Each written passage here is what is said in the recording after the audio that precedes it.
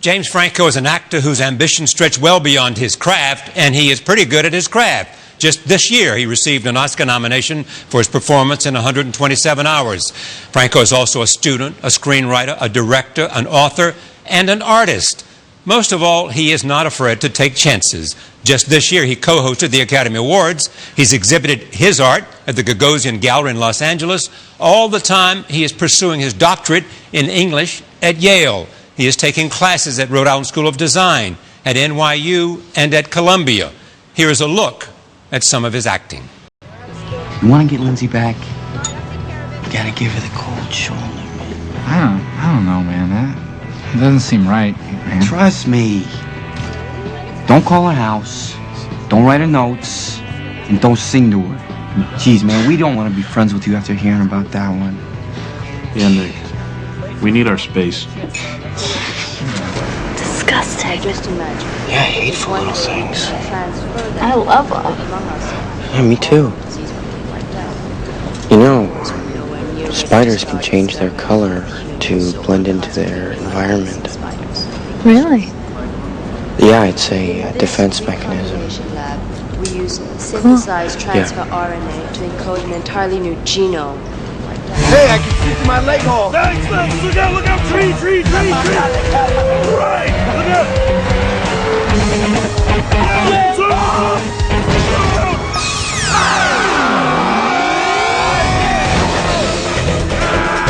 Congratulations to you. It's like you're part of the machine now. By the way, you can do better. When I come home to Jack, I don't have to talk politics. I don't have to talk intelligently. I don't have to talk at all. And besides, where's an ugly old man like me going to find a handsome young man like that? You're not that old, and you look handsome. Happy 48. Looks like you're going to make it to 50 after all, Mr. Milk. You kill anyone lately? Wow, I miss that. I really do. Look, I could chat all night, but I have to run. I have a big event to attend. Very, very big deal. But that's what I get for spending my spring between a rock and a hard place. Gosh, I hate cliches, but that was funny, right?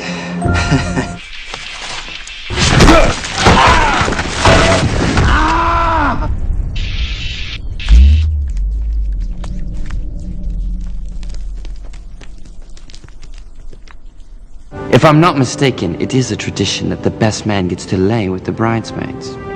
Plural. Really? I've never heard of this tradition. Deal. Oh, you're gonna be so handsome. Who's gonna be the most handsome best man? Probably me. Who's the prince with the most dashing mustache? Me? Who gives the warmest hugs? Me, of course. I love you, Thaddeus. 2 weeks ago, I met up with James Franco at Brown University during the Ivy Film Festival. We sat before the student body in the Solomon Auditorium, and here is that conversation. Here's what's interesting about you. Your work and your life. Which is more interesting to you?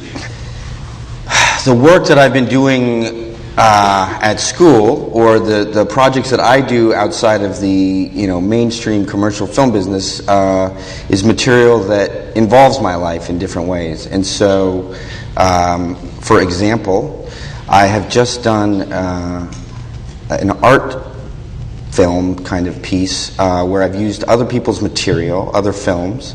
I've cut them up, re-edited them, reframed them, and added a voiceover, my own voiceover. And I call it the autobiography. And it's just about my life, but I've used other people's images to help me tell the story. And so that's an example of how my work, the film business and my life, my story, come together. And I think in increasing ways, or increasingly, it's more common that I bring my own life into the work. And not only do I, commentators do. It's something has happened where people will not, just look at me as as an actor or a character in a role anymore. Now, there's something else that people are looking at and are curious about, which, that was your first question. So, I think something has happened. And is it good? Do you think the fact that your life is such an object of attention that it may somehow influence your ability to have an audience just see the character? Yeah, well, when I was a young actor and I was at school, my first acting teacher always emphasized that you shouldn't do shows where you come on and talk to people like Charlie Rose, because you'll reveal too much of yourself, and then people will lose the ability to see you as different characters. And people everyone from Al Pacino to Steven Soderbergh I've heard them say similar things. But I don't have that fear anymore, because I'm not only an actor anymore. I still enjoy acting, but I'm very grateful for the career I've had and all the opportunities I've had and the people I've gotten to work with. But I have this whole other side of my life now, and if I'm honest with myself, I've been very fortunate. I'm very happy with all these. There's other performances you could have shown that I wouldn't be so happy with, but everything here, I can say, yeah, I did some good work, and so I've been fortunate. It's not though that what we just saw is not just a result of me or stuff I've done. It's also been luck. It's been there have been gifts. There's been just opportunities handed to me. So I consider myself very fortunate, and if that went away, tomorrow, and I didn't have an acting career anymore, I don't think I would have cause to complain. I've been pretty fortunate up to now. And it gives you the opportunity to do all the exploration you want to do. Exactly. So it's kind of the risk I had to take. It's something I told myself, if I want to do these personal projects that don't really fall in line with a traditional kind of acting career, or I've been acting professionally for like 15 years now, and it's just you just kind of are told certain things, or you just learn certain things, like, oh, that's a good career move, or that's something you should do for a good career. And I had to say, well, if I want to do these other kinds of projects, I'm going to have to sacrifice career. Yeah. Is that what you said? Yeah. The ironic thing is, when I did go back to school, then I got the opportunity to work with some of my favorite directors, Gus Van Sant and Danny Boyle, and so it's not like I've said, well, I'm never going to do a good movie again. But when you went to UCLA and then dropped out, it was because of a love for acting. Yeah. You went back to UCLA because the acting thing had what? Right. So no, it's true. I went to UCLA when I was 18. I had applied to Brown. I didn't get in.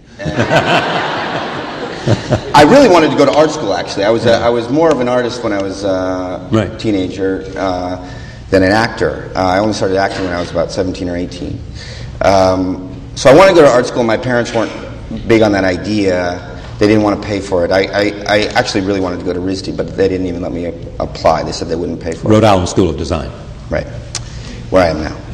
And where he is now, have entered into one of their programs. And so the compromise was that I would go and I could study English. My father wanted me to study mathematics, but I could study English if I went to a regular university. And so I was there, and I moved to LA, and half the city was acting, and it was something that I had also wanted to do for a long time, but had only recently started. And so I hadn't applied for the acting school at UCLA as an incoming freshman, and so they said I'd have to wait until I was a junior to even audition for that program. And that 2 years sounded like a lifetime at that minute, and so I left school and I went to acting school, and then about 8 years later, I had been working. I had done some things I was proud of. I was on Freaks and Geeks. Right. I played James Dean, and actually that was the first time I met you. Was at the premiere for James Dean. Exactly. And seems like just yesterday. It does. And but then,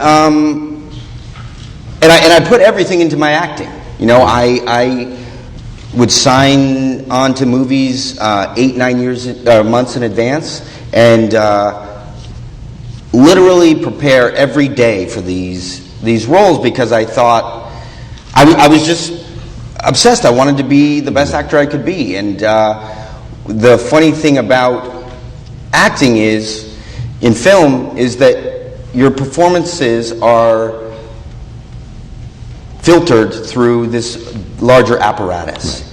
And you can learn all you want about a character. So let's say I'm playing a medieval knight. Like, I could learn, read all the histories, all the, La Morte d'Arthur that I want. But like, we're only going to tell one story in that movie. And so, at a certain point, the research becomes excess, and maybe it'll inform your performance. Maybe there'll be some nuances that you have that you wouldn't have if you didn't do all of that. But about 70% of the research would just go kind of unused. It would never be seen in the movie. Mm-hmm. And that was very frustrating to me, where, if you're writing a book, or if you're directing a movie or writing a film, then you choose what is in the movie. But as an actor, usually you're given the role beforehand. And so your control's limited, and that's fine. I mean, I've accepted that. I've accepted that film is a director's medium, right. And that when I sign into a movie now, I know I'm helping somebody else tell his or her story. But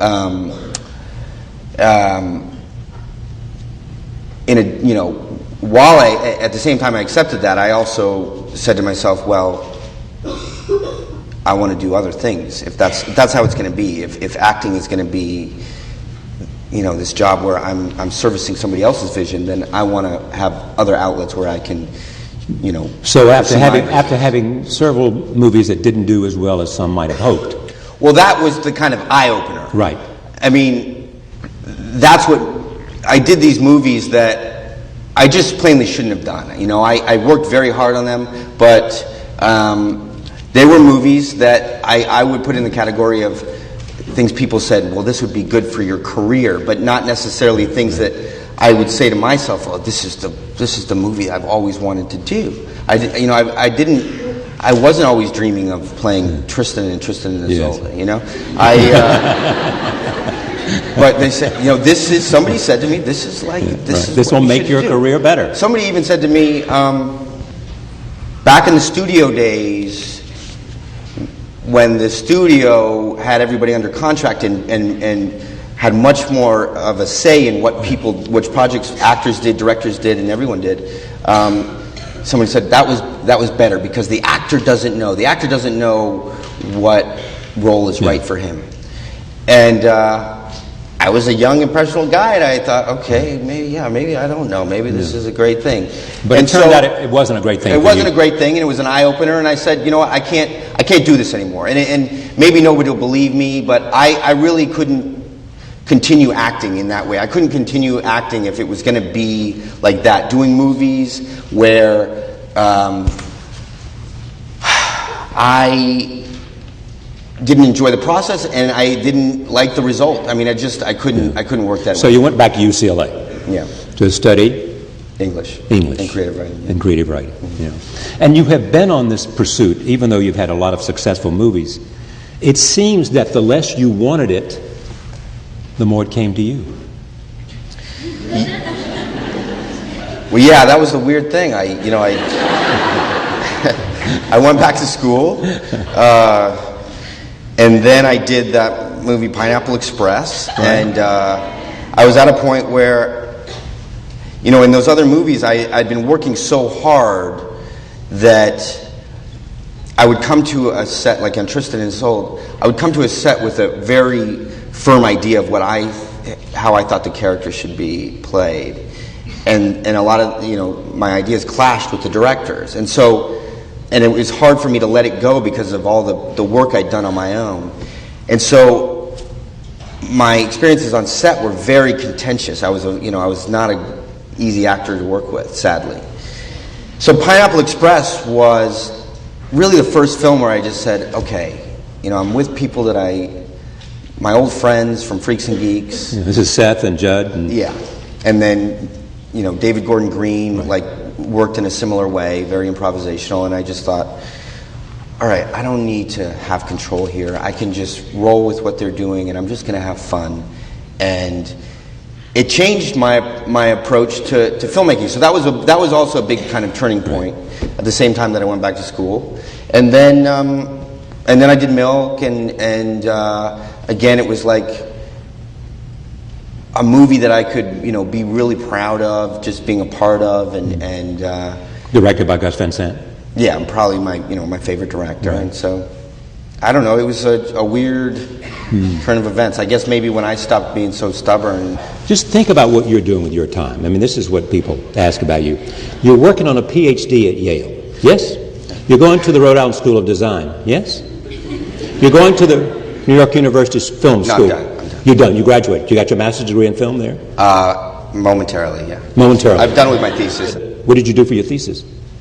NYU was film, so I made a feature-length film about the poet Hart Crane. Oh, right. And you're now going to make a movie? I made it. It will premiere. I just showed it at Boston College, a very rough cut, because the biographer who wrote the biography I used for my film, Paul Mariani, teaches at Boston College. So we just showed a rough cut, but it'll officially premiere at the Los Angeles Film Festival in June. So that was... So you went down to North Carolina, my home state, to the poet school, Warren Wilson. Warren Wilson, yeah. Right? Yeah. Is that? Yeah. So people ask, you're in search of what? Well, I just these are all interests that I've had since I was a teenager. I was a painter when I was, before I was an actor. I studied English, in school, and so these are all interests of mine, and I like the idea of being able to deliver my subject matter in the best form possible.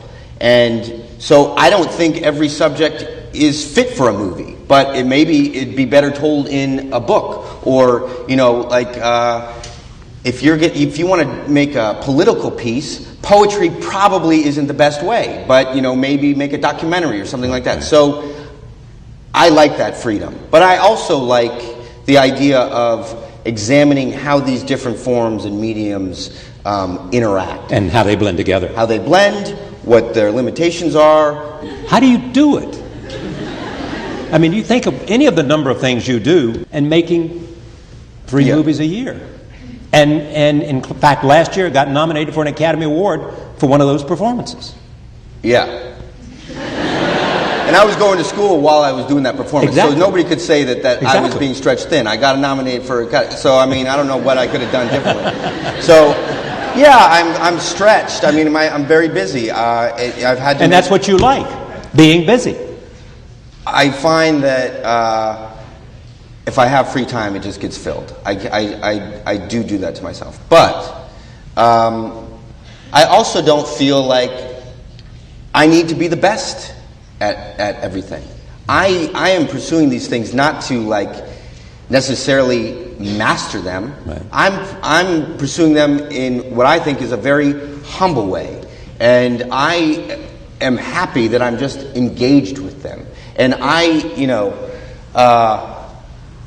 think one of the reasons that people are skeptical of an actor who writes a book or comes out with an album is because they're skeptical of celebrity. That an actor can get a book published where somebody that does not have that kind of celebrity maybe will have a harder time, and that's true.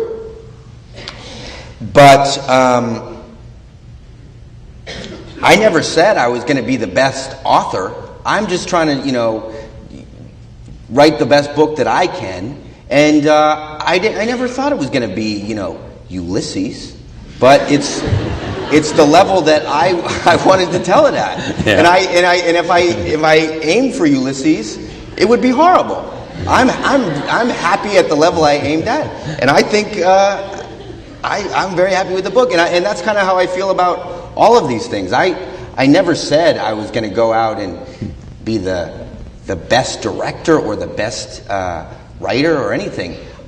I just want to do these things because there are certain subjects that I want to tell in a different way. Some people would look at you and they say, he understands that this gives him a kind of different persona, and that builds into an image of James Franco. Mm-hmm. Some bloggers like to say, I'm a super weird guy. Now, I don't know why. What's so weird? I'm going to school. I could be doing a lot weirder things. I mean, and you did when you were a teenager. I did some weird things. Yeah.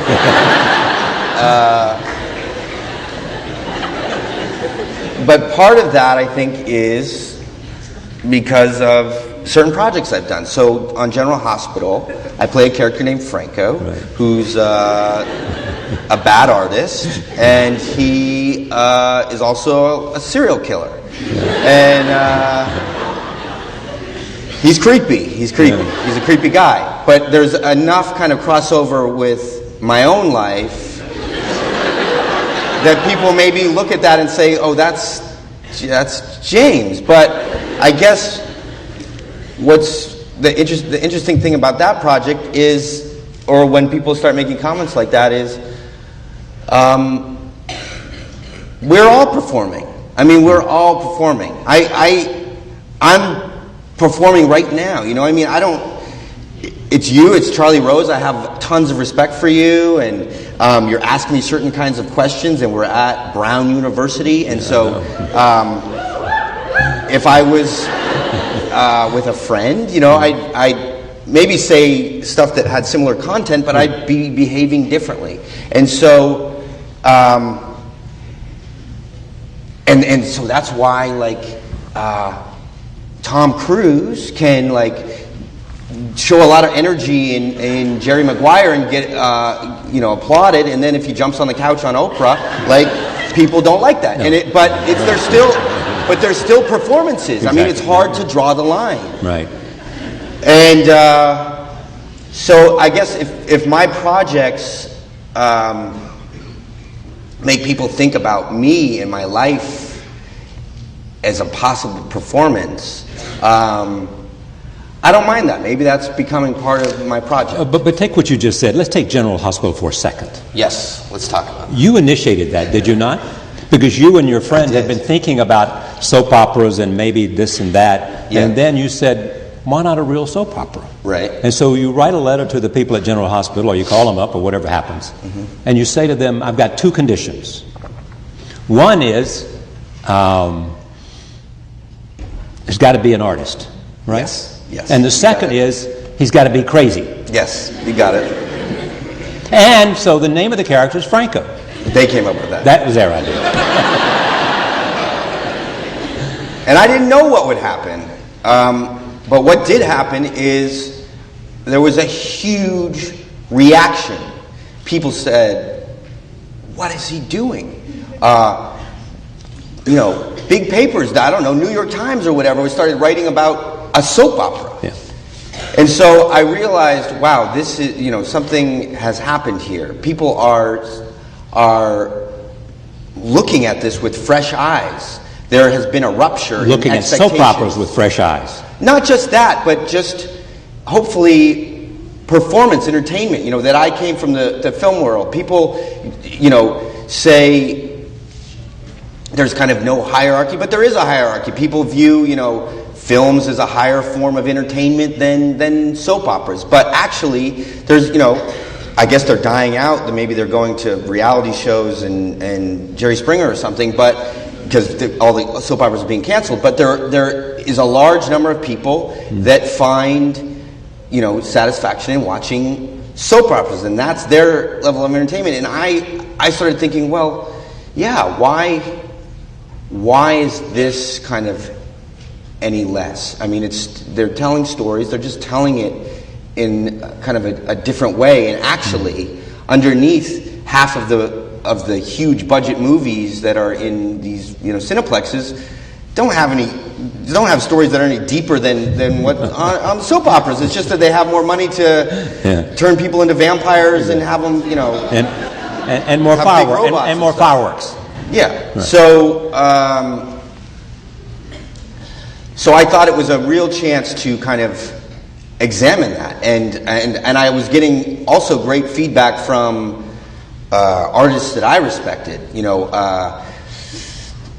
They would say, "Wow, James, you are lucky. There are a lot of artists that I know that would kill for that kind of forum or that kind of outlet." And so what happened is there was a weird blending. It's like I'm going on the soap opera, and I'm not trying to wink, or I'm not trying to disrupt the soap opera. I go on the soap opera, and I'm trying to act as well as I can with the material they give me. You like the idea of sort of contradictions. You like the idea of somehow bridging all of these arenas. Well, I do for several reasons. A lot of energy is generated. There was a huge response to that. Whether it was good or bad, there was a huge response. People perk up when you mix high and low. But in addition, I really feel that pop culture has become a major fabric in our lives. You cannot escape it. So we're way past the age of romantics where you can wander around the woods and that is your source material. I grew up watching television every day. Now people grow up engaging with the internet every day. And that becomes part of our lives. That is part of our makeup. It's just what you're engaged with. And so I feel like that is part of the material that I'm going to use for the work that I do. And so in this autobiography piece that I'm talking about, I've used films, other people's films, but in a way I feel like they're just part of my life too. I'm inextricably engaged with that stuff. And so that is my source material. Just as much as my life experience, relationships I've had, other movies, other books, other television shows, internet content, whatever, is now part of my life. And so I feel free to use that, whether people consider it low culture or not. That is what everybody knows, and part of the artist or some artists' job is to tell us who we are, and so I need to use that material. Some will say it's really interesting simply because James is doing it. That is that's kind of the phenomenon about that I was just talking about with General Hospital, where that project only worked because I went from Spider-Man films to soap operas. That's the only reason it got that kind of attention that it did. And so that is dependent on me being me or my career or everything that I've done before. And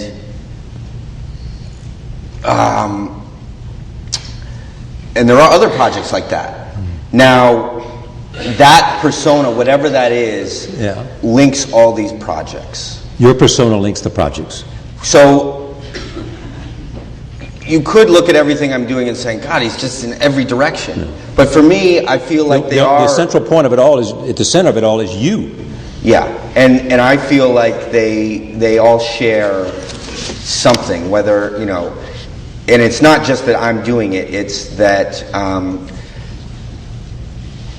I'm trying to bring something genuine to each of them. Whether my craft is at the top of its game or not, I'm trying to bring something genuine to each. What's interesting about it is you're not afraid to take a risk. No, because that's what artists are allowed to do. Actors aren't allowed to do that in the same way. Actors are supposed to deliver good performances and then let the movie speak for themselves. Artists and musicians have a different medium, and they're allowed to bring more of the personal to their work. There's an artist that went to RISD named Ryan Treecarton. He makes these videos that are, they call it like art in the age of YouTube. And they're wacky kind of videos where the characters, there are, I guess, narratives. If you look really hard, there are narratives, but it's really hard to find a narrative. Even understand what they're saying. He modulates their voice so drastically. But he said, look, we are a culture that is getting more and more used to embarrassing ourselves. I mean, you look at YouTube, everybody's just posting everything that you know what I mean. So you can see everything, and embarrassment used to be something that really held me back. Like, oh, I don't want to do that because I just didn't want to look bad. But now I don't care as long as I know that my intentions are pure. Or I have the right motives of trying something new, trying to find something new. And if that means that I'm going to fail, it's okay. I'm going to take that risk.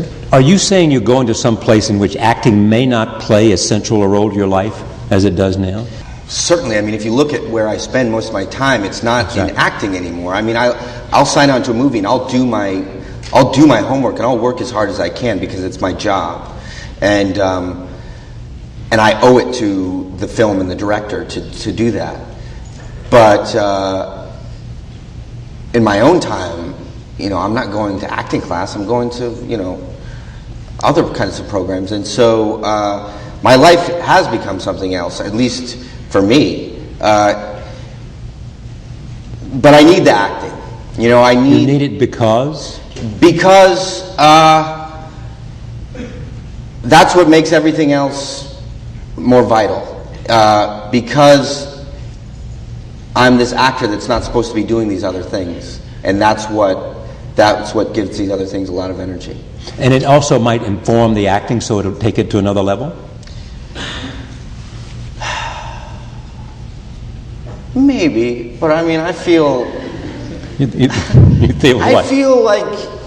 What? I mean, I'm not saying it in an arrogant way. I just feel like I am comfortable with my acting. Like, I feel like, yeah, I want to challenge myself, but I feel like if a director asks me to do a role, I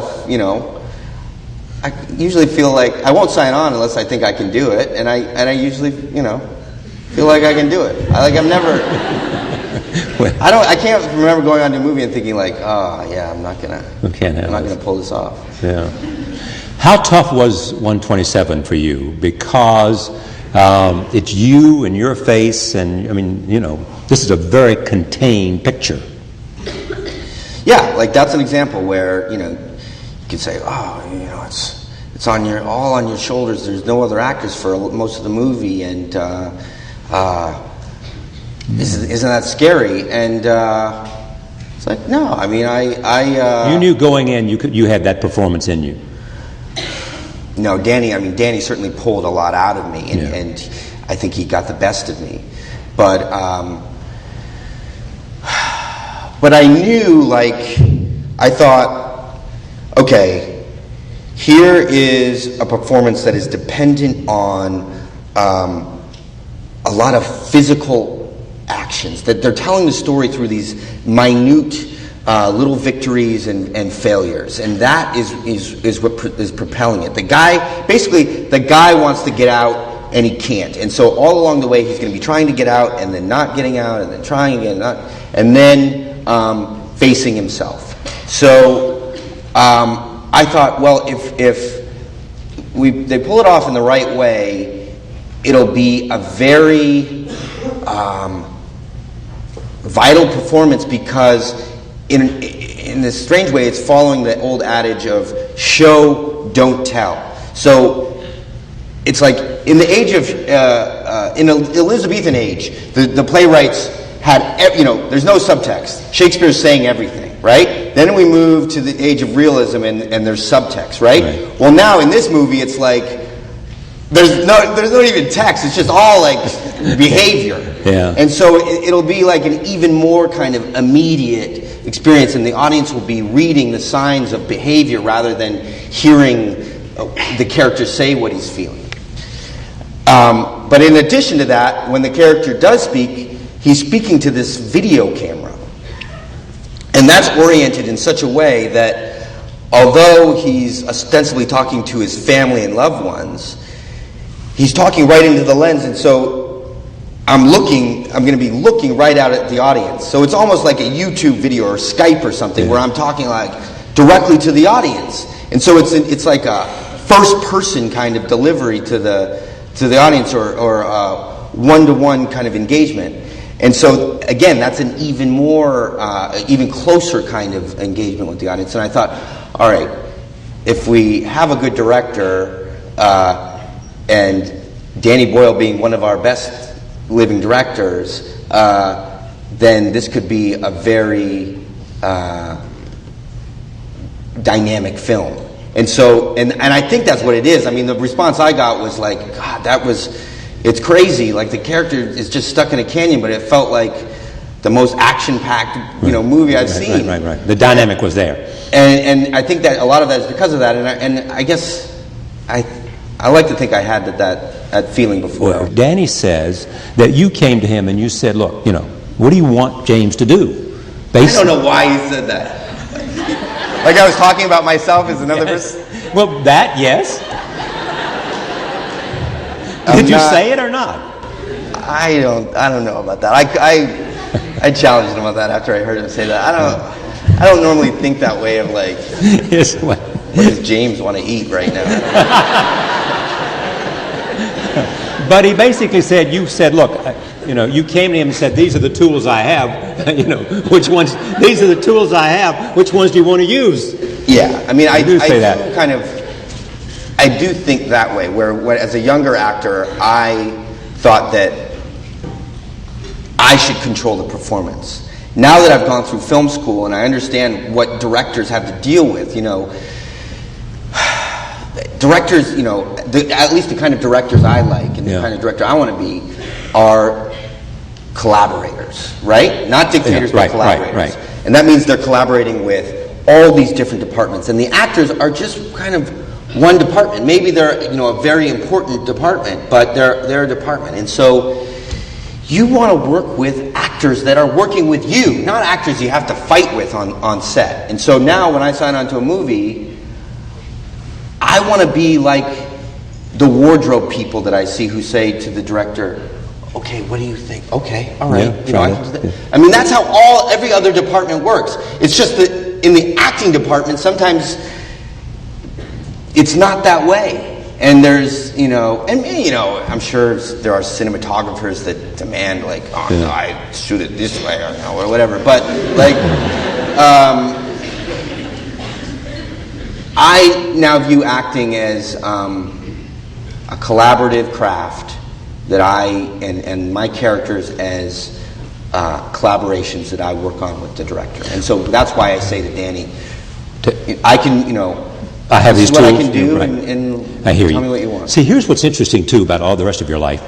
You are interested in poetry, and you're interested in writing novels. You're interested in painting. Most of those things are solitary acts of creation. Mm-hmm. You also seem to love the idea of collaboration. Yeah, I do. And maybe one of the reasons that I go to school for something like writing is because it does put me in touch with other peers that are writing and also my favorite writers. Because the fact is, most writers have to teach. And so by going to a great writing school like Brooklyn College or Columbia or Warren Wilson, I get the chance to work with my favorite writers. And And it's akin to, doing a movie with Danny Boyle. I get to work with, one of my favorite directors. You also you wanted to work with, what was it? You wanted to do Howl because, did Gus do that? Gus produced that. Produced it. It was directed by these documentary filmmakers, Rob Epstein and Jeffrey Friedman, who had directed the documentary about Harvey Milk called The Times of Harvey Milk. Yeah, and you also wanted to do Eat, Pray, Love. What was it called? I forgot. Well, that was... because Julia Roberts was in it. And you wanted to work with Julia Roberts. Yeah. Because? What? I guess the story is I wanted to kiss Julia Roberts. No, I didn't say any of that. I didn't say any of that. I'm just looking at the idea that you take opportunities because you get to work with artists, whether it's a director or a cinematographer or an actor. And you look at the payoff, and the cost of the payoff. It was a week of work. Yeah. It's a movie that I probably would never see, and I actually still haven't seen. I've just been busy. You're busy. But yes, I want to. If I get to go in and work for a week with the queen of that kind of movie, why not? Fair enough. I agree. I was happy. It was great. She was fabulous, and I'm sure I learned something. What have you learned about acting that has enabled you to have the sense that you got this craft, you understand it, you can deliver on it? Several things. You need, usually I would say you need practice, and it's a craft. But it's only a craft if you want to play different kinds of characters. Because we've all seen examples of somebody with no acting experience coming in and giving an incredible performance. You see young people do it, or even just people that aren't trained in act. The bicycle thief, right? Non-actor, but the performance is so compelling. Now, I don't even know that actor's name, but I wouldn't then say, I bet he'd make a great, King Lear. I just wouldn't trust his craft to go and do exactly, that. Right. So, an actor what that says to me is, you should know the roles that you can play, and do those roles. Now, that's not to say go out of your comfort zone. And if you go way out of your comfort zone, then prepare yourself for possible failure. But if you want to deliver the kinds of performances that people respond to, then know what you can do. And what that means, and why you do that is so you can relax into the role. In movies, usually what people, consider good acting is when you don't see the person acting. Right. And that's because the person is so relaxed in what they're doing that it feels like living. But that's just one kind of acting. If you said to, Brecht, what's good acting? He would say, well, I want the actor to, draw a ton of attention to himself and the fact that he's acting. So it's just one kind of acting and what we've grown to expect in, film and mostly American. How much of what your skill as an actor comes from acting classes? How much of it comes from within you? I don't know. I went to school for 8 years, so I can't ignore that. You got something out of it. Yeah. So, but now the roles that I am happy with and I'm proud of are ones where I kind of go with my instincts. So whatever that is inside me that's telling me to do certain things, I guess you could say that's me. I don't know where it kind of came from. There's some convergence between skill and instinct. Yeah. When you did the Oscars, were you in your comfort zone? Yeah, I was. The Oscars are a sensitive subject. Why? Why is it sensitive? You are A man who has tried everything. We've already said that you are not scared of what people might say. You want the experience. You're prepared to go out there. Yeah. You're not trying to be Ulysses. You're trying to be... Yeah. And I said it beforehand. I did a little Twitter thing before the Oscars. I said this could be horrible. And it's not because I went out there and tried to sabotage it or because I was ill-rehearsed. I mean, go and look at the script. I mean, all I'm saying is the next presenter is 6 degrees of separation from me, Jake Gyllenhaal. I mean, how hard is that? I don't need rehearsal to do that. I could do that. Right. So, I don't want to blame everyone else. I mean, it's just that I guess all I want to say is, yes, I tried it. I knew that, of course I knew there was a huge possibility for failure. And at least if you listen to the critics, you know, they didn't like what I did. But I'm not going to, it's not because I was going to school, because I was stretched thin, because I was high on marijuana, or because I was trying to sabotage the Oscars. There's none of that. No, I went out there and tried to deliver those lines as well as I knew how. And like I said, I have faith in myself as a performer, so I just did the best I could with what I was given. And that's it. I mean, I never dreamed of becoming the best Oscar host. In fact, I'm glad I'm not the best Oscar host. So, in a way, it was kind of an experience, but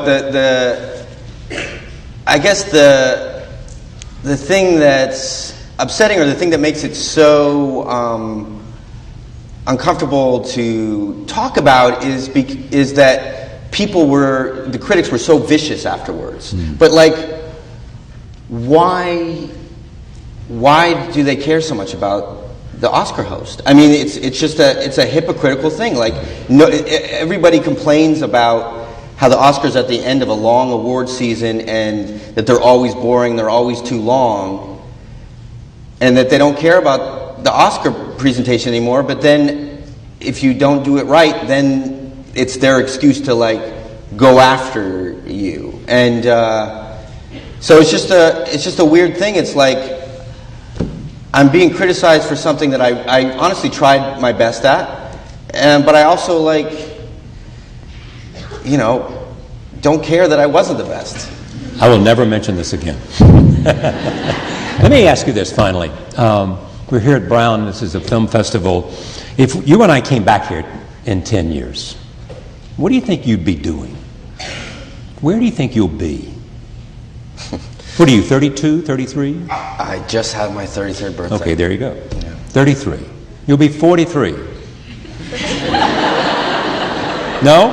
George Clooney is celebrating soon his 50th birthday. Really? Well, he's a director. Yeah. Screenwriter. Amateur basketball player. Amateur basketball player. He's the coffee dude in Europe. No, but he's done a lot in terms of Sudan. He's put a satellite in the air to watch troop movements. No, incredible. But I'm saying I really love what. So 10 years he from now, said one thing you don't have to just sell things with celebrity. You can actually do some good things. Exactly. And he's been doing some amazing things. It's very inspiring. I mean, I think I'll just be doing more of the same. Of course, you'll then be Dr. Franco. I will. I'll be teaching, but I'm going to be teaching next year. So I think it'll just be... Where are you teaching next year? At NYU. In the graduate program. Oh, good. Yeah. But you're teaching now this editing program. What's it called? Just tell me. No, please. Just tell me the title. It's not true. No. You've just been reading the blogs. No, I haven't. It's not true. I did a project with my friend who teaches at this school called Columbia School of the Arts. In Redwood, California, somewhere. Tarzana, correct. Near LA. Yeah. He's an editing teacher. What was the name of it? I don't even know what it's called because I didn't title it. And it was a project where because Tyler Dana is my friend, he has done a lot of these video projects with me, and shot a lot of these things, he has all this material of me. So the project was to lend my persona and have these editing students cut together that material in any way that they like. And so it's material just like this right now. Right. It's material of little projects that I've done that nobody's seen. It's home movies, everything. To examine just how a person behaves in different environments.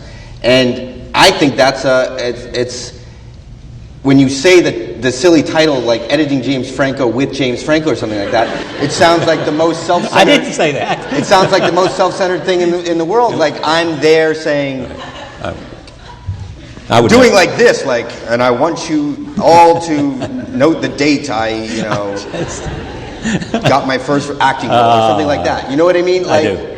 It's not that at all. It was actually a very vulnerable act, saying, here is my life, and you can cut it up and make me look however you want. Because, frankly, that's what all these news outlets, reviewers, movies, these promotional tours, they're all framing me in different ways, and it's sort of me, but it's also kind of not me. And so I wanted to just give it to a bunch of filmmakers and say, all right, what do you kind of make of it? But also bring themselves into it. So they're a big part of this movie. It was a group collaboration, and there's a film now. But it's not. But I just did 2 Skype phone calls. It wasn't like I was lecturing about myself. It seems to me that you are living proof of the examined life. Yeah. I just see it as a way to take some ownership over me and my life. I went into acting. I wasn't unaware that it would, if I became successful, put me in something of, in the public eye to a certain extent. But by examining it in the ways that I'm doing, it's a way for the actor, for me, the actor, to take back some control. And I get calls from studios that I'm working with, or I don't, but my manager does, like, just tell him he's a movie star. Tell him to be a movie star. And what that means is, shut up, don't say anything that rocks the boat, don't, just go and act your roles and then promote the movies in a funny and charming way. That's what be a movie star means. And it's not like I want to go on the Charlie Sheen tour and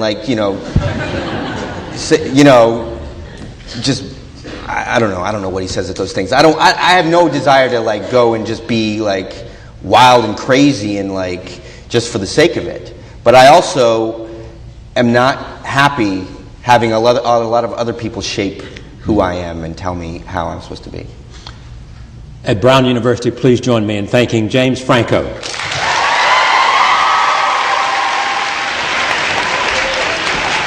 Thank you. Good? Yeah.